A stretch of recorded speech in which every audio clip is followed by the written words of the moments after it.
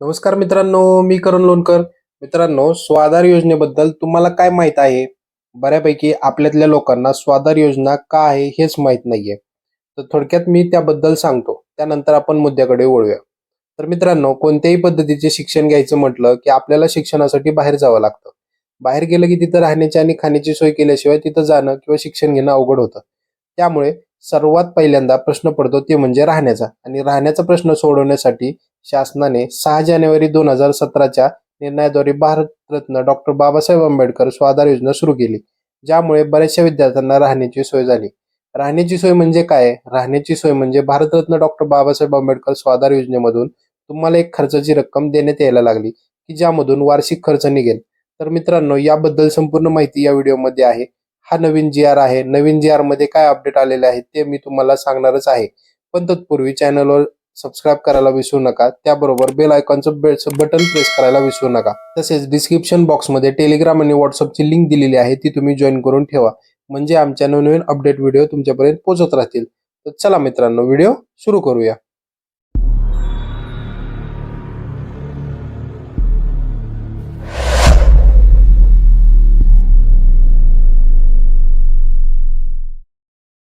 तर मित्रांनो, आपण आता हा जी आर पाहतोय. तुमच्या समोर तुम्हाला जी आर दिसत असेल. त्याच्यामध्ये आता आपण काय काय गोष्टी आहेत ते पाहूया. सगळ्यात महत्वाचं जे कुठला जी आर आहे तो कशाबद्दलचा आहे, तर अनुसूचित जाती नवबौद्ध प्रवर्गातील विद्यार्थ्यांच्या शिक्षणासाठी भारतरत्न डॉक्टर बाबासाहेब आंबेडकर स्वाधार योजना.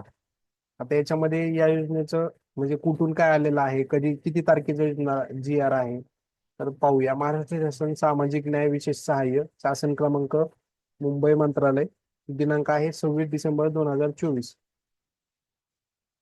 आता हे झालं आपलं जी आरचं. आता त्याच्यानंतर आपल्याला सगळ्यात महत्वाचा आणि मुद्दा काय आहे तो वाचून घेऊया. थोडीशी प्रस्तावना वाचूया मित्रांनो, म्हणजे काही गोष्टी आपल्याला क्लिअर होतील. तर प्रस्तावना वाचताना पहिलं महत्वाचं काय आहे, सामाजिक न्याय व विशेष सहाय्य विभागातील मागासवर्गीय विद्यार्थ्यांना शिक्षणाच्या चांगल्या संधी उपलब्ध करून देण्यासाठी विभाग, जिल्हा व तालुका स्तरावरील मागासवर्गीय मुलांच्या शिक्षणासाठी एकूण 443 शासकीय वसतिगृहे कार्यरत आहेत. त्यामध्ये मुलांसाठी 230 व मुलींसाठी 213 शासकीय वसतिगृह आहेत. त्यापैकी मुलांच्या वसतिगृहांमध्ये 23,208 विद्यार्थी प्रवेशित असून मुलींच्या शासकीय वसतिगृहामध्ये 20,650 याप्रमाणे एकूण 43,858 विद्यार्थी शासकीय वसतिगृहाच्या योजनेत लाभ घेत आहेत. सदर वसतिगृहामध्ये विद्यार्थ्यांना विविध अटी व शर्तीनुसार प्रवेश देण्यात येतो. प्रवेशित विद्यार्थ्यांना निवास, भोजन, शैक्षणिक साहित्य, दैनंदिन खर्चासाठी निर्वाह भत्ता व आवश्यक सोयी सुविधा उपलब्ध केल्या जातात.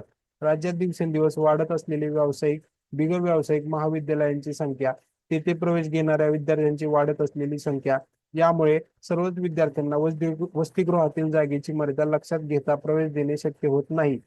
पर्यायाने मोठ्या प्रमाणात विद्यार्थी शासकीय वसतिगृह प्रवेशापासून वंचित राहतात. त्यामुळे विद्यार्थ्यांना उच्च शिक्षण देण्याची विविध अडचणींना सामोरे जावे लागते.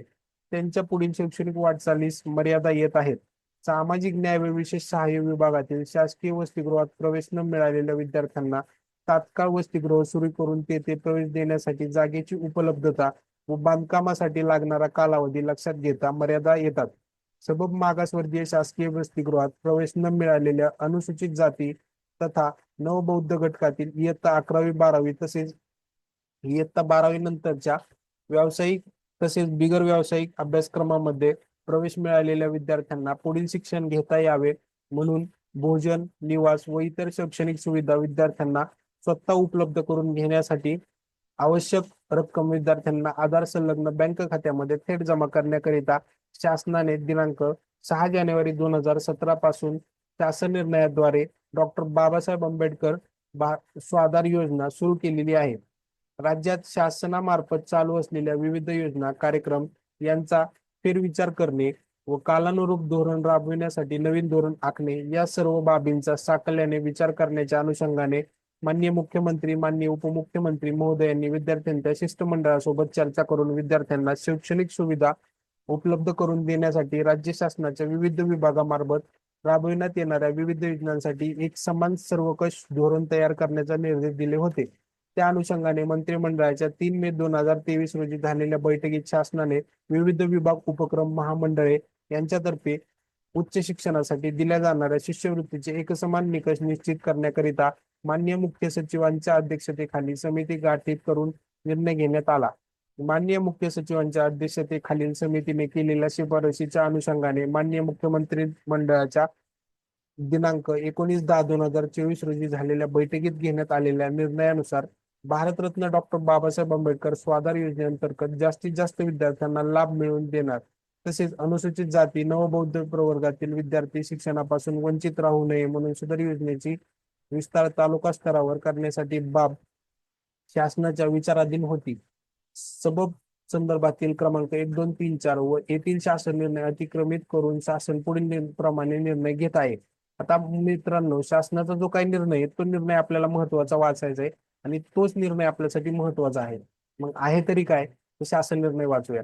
सामाजिक न्याय व विशेष सहाय्य विभागातील शासकीय वसतिगृहात प्रवेशासाठी पात्र असलेले तसेच वसतिगृह प्रवेशासाठी रितसर अर्ज केलेल्या परंतु शासकीय वसतिगृहात प्रवेश न मिळालेल्या अनुसूचित जाती नवबौद्ध प्रवर्गातील विद्यार्थ्यांपैकी इयत्ता 12वी व 12वी तसेच इयत्ता 12वी नंतरच्या व्यावसायिक तसेच बिगर व्यावसायिक प्रशिक्षणासाठी अभ्यासक्रमासाठी विविध स्तरावरील महाविद्यालयात शिक्षण संस्थांमध्ये प्रवेश मिळालेल्या विद्यार्थ्यांना शिक्षण घेता यावे म्हणून भोजन, निवास, इतर शैक्षणिक सुविधा विद्यार्थ्यांना स्वतः उपलब्ध करून घेण्यासाठी आवश्यक ती रक्कम संबंधित विद्यार्थ्यांच्या आधार संलग्न बँक खात्यामध्ये जमा करण्यासाठी शासन निर्णय दिनांक 6/1/2017 अन्वये भारतरत्न डॉक्टर बाबासाहेब आंबेडकर स्वाधार योजना सुरू केली.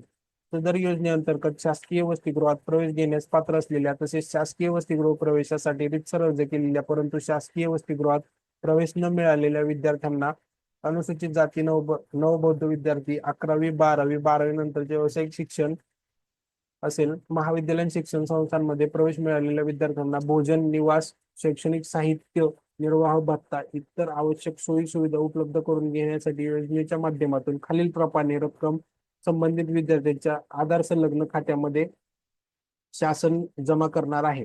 आता काय आहे त्याच्यामध्ये तुम्हाला खर्चाची बाब वगैरे बऱ्याचशा गोष्टी दिलेल्या आहेत. आता काय काय दिले ते आपण एकदम थोडक्यामध्ये समजून घेऊया. तर तुम्हाला इथे पहा, हा असा त्यांनी टेबल दिलेला आहे. त्याच्यामध्ये त्यांनी एकूण सत्र दिलेलं आहे की तुम्हाला किती रक्कम मिळणार आहे, काय मिळणार आहे. तर त्या हिशोबाने तुम्हाला दिलेलं आहे. तुम्हाला खर्चाची बाब दिलेली आहे मित्रांनो. मुंबई शहर, मुंबई उपनगर, नवी मुंबई, ठाणे, पुणे, पिंपरी चिंचवड, नागपूर उच्च शिक्षण घेणाऱ्या विद्यार्थ्यांची अन्वय रक्कम. आता त्या रकमेमध्ये तुम्हाला काय काय दिलेलं आहे, खर्चाची जी बाब आहे त्याच्यात तुम्हाला सांगितलेलं आहे. त्याच्यामध्ये तुम्हाला भोजन भत्ता, निवास भत्ता, निर्वाह भत्ता या 3 पद्धतीचा भत्ता तुम्हाला मिळतो आणि खाली तुम्हाला एकूण रक्कम दिलेली आहे. आता एकूण रक्कम कशी आहे, तर भोजन भत्ता जो आहे तो तुम्हाला वार्षिक भत्ता तुम्हाला 32,000 रुपये, निर्वाह भत्ता 20,000 रुपये, निवास भत्ता 20,000 रुपये आणि निर्वाह भत्ता 8,000 रुपये असे एकूण मिळून विद्यार्थी मित्रांनो तुम्हाला 60,000 रुपये मिळणार आहेत.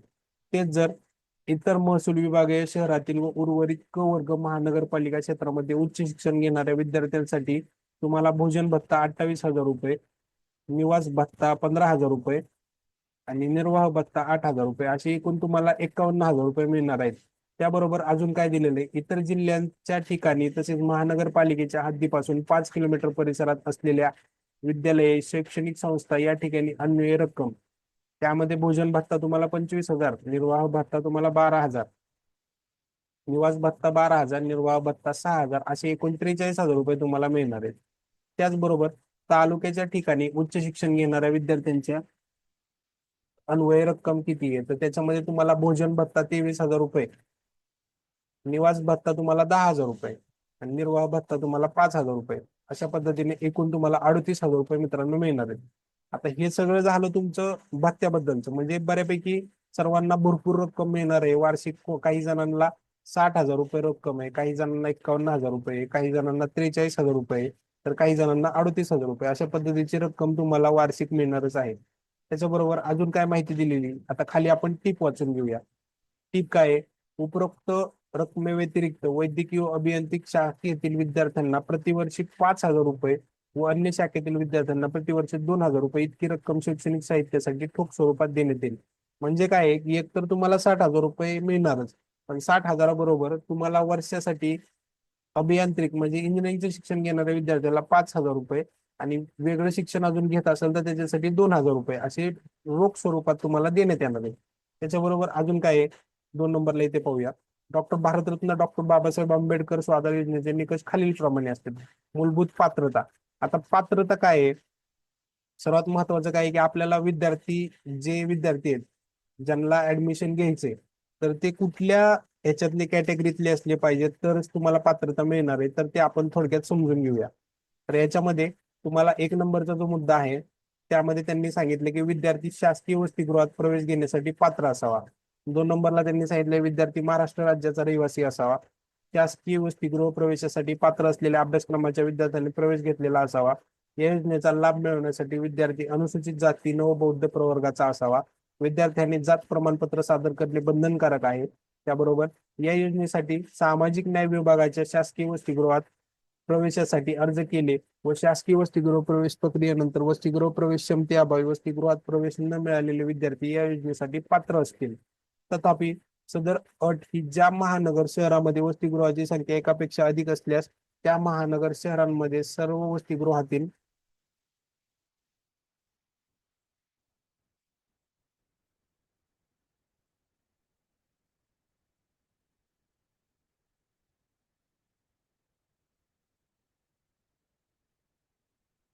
विद्यार्थी प्रवेश क्षमता विचारात घेऊन वसतिगृह प्रवेश निश्चित करणे बंधनकारक राहील. त्यानंतर प्रवेश न मिळालेल्या विद्यार्थ्यांना उर्वरित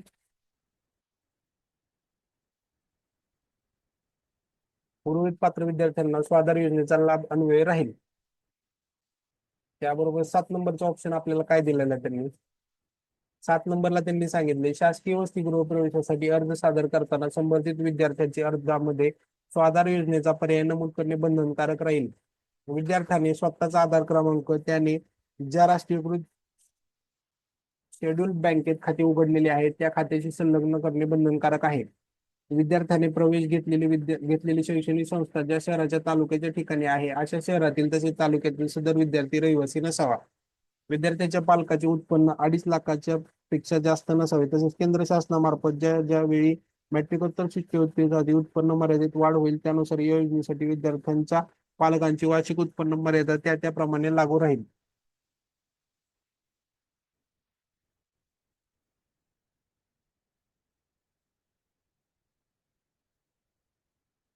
साधारणतः दरवर्षी जून महिन्यात वसतिगृह प्रवेश प्रक्रिया सुरू होते. त्यावेळी विद्यार्थ्यांनी वसतिगृह साधार योजनेसाठी अर्ज सादर करावेत. यासाठी एक ऑनलाईन पोर्टल बनवण्याचे काम सुरू आहे. ते कार्यान्वित नसल्यास गृहपाल सहाय्यक आयुक्त यांच्याकडे ऑफलाईन अर्ज स्वीकारण्याची मुभा राहील.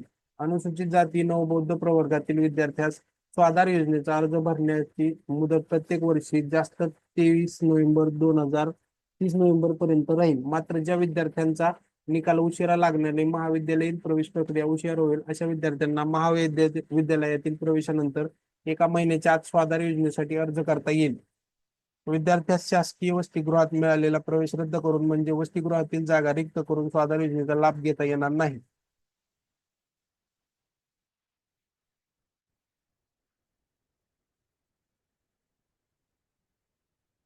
वसतिगृह प्रवेशासाठी अर्ज केलेल्या विद्यार्थ्यांची गुणवत्तेनुसार प्रथमतः वसतिगृहात प्रवेशासाठी निवड करण्यात येईल व तदनंतर गुणानुक्रमे स्वाधार योजनेचा लाभ अन्वये राहील. सदर योजनेसाठी अनुसूचित जाती प्रवर्गातील तृतीयपंथी पात्र असतील, म्हणजे ट्रान्सजेंडर सुद्धा इथं पात्र असणार आहेत मित्रांनो. काही ठिकाणी ट्रान्सजेंडर पात्र नसतात तरी तर ते सुद्धा लोक पात्र असणार आहेत. म्हणजे आपल्याला त्या गोष्टी माहिती असणं गरजेचं आहे. त्यानंतर शैक्षणिक निकष. आता शैक्षणिक निकष आपल्याला काय काय दिलेले ते तर आपण पाहून घेऊया.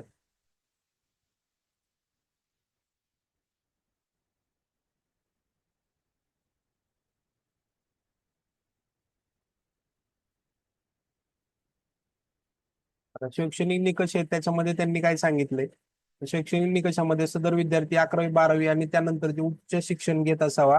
विद्यार्थी स्थानिक नसावा, तो म्हणजे लोकलचा कुठला नसावा तो विद्यार्थी. त्याबरोबर महानगरपालिकेच्या हद्दीपासून 5 किलोमीटरच्या परिसरात असलेले विद्यार्थी शिकत असलेले विद्यार्थी सुद्धा या योजनेचा लाभास पात्र असतील. म्हणजे महानगरपालिकेपासून जर 5 किलोमीटरच्या अंतरावर जर तुम्ही राहत असाल तर सुद्धा तुम्ही या योजनेचा फायदा घेऊ शकता.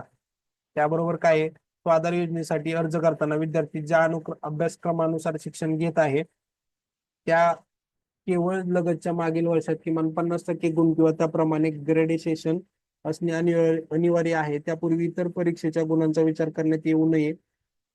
एका शाखेची पदवी किंवा पदव्युत्तर अभ्यासक्रमासाठी या योजनेचा लाभ घेतल्यानंतर पुन्हा इतर शाखेची पदवी किंवा पदव्युत्तर शिक्षणासाठी प्रवेश घेतलेल्या विद्यार्थ्यांना या योजनेचा लाभ अन्वये राहणार नाही. इयत्ता 12वी नंतर पदविका अभ्यासक्रमासाठी प्रवेश घेणारा अभ्यासक्रम हा 2 वर्षाचा कमी नसावा 2 वर्षापेक्षा कमी नसावा. तसेच पदवीनंतर पदव्युत्तर पदविका अभ्यासक्रमाचा कालावधी 2 वर्षापेक्षा कमी नसावा.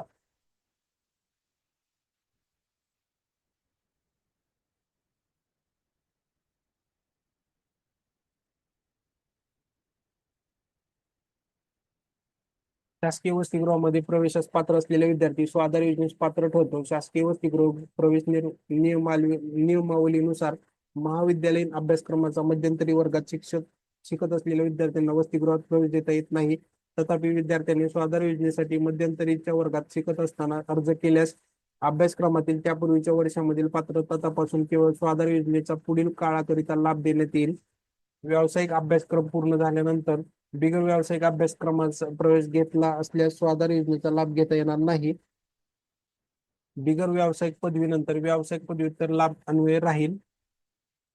LLB, BA नंतर B.Ed, B.Com नंतर MBA.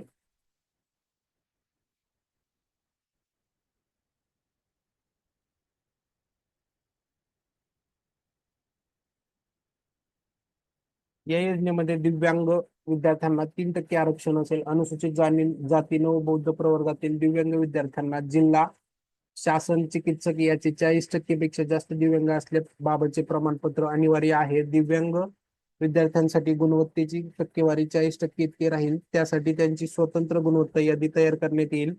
स्वाधार योजनेअंतर्गत महिलांना 30% समांतर आरक्षण किंवा शासन वेळोवेळी निर्धारित केलेले त्याप्रमाणे आरक्षण अन्वये राहील. स्वाधार योजनेअंतर्गत निवड करण्यात आलेल्या विद्यार्थ्यांच्या संबंधित अभ्यासक्रम पूर्ण होईपर्यंत लाभास पात्र होईल. मात्र विद्यार्थ्यास प्रत्येक वर्षी त्या अभ्यासक्रमाच्या परीक्षेत उत्तीर्ण होणे अनिवार्य राहील. आणि या योजनेसाठी खास बाब लवकर लागू राहणार नाही. तर मित्रांनो, ही अशा पद्धतीची व्हिडिओ होती. व्हिडिओ आवडली तर लाईक करायला विसरू नका. जर समजा तुम्हाला काही प्रॉब्लेम्स असतील तर तुम्ही कमेंट करायला विसरू नका. तुमची ही व्हिडिओ जास्तीत जास्त मित्रांपर्यंत शेअर करा म्हणजे विद्यार्थ्यांना या योजनेचा लाभ घेता येईल. त्याच्याबरोबरच ज्या विद्यार्थ्यांना या योजनेची माहिती नाहीये त्या योजनेची माहिती या बऱ्याचशा विद्यार्थ्यांना होईल. तर मित्रांनो, व्हिडिओ आवडली असेल तर लाईक करा. जय हिंद, जय महाराष्ट्र. धन्यवाद.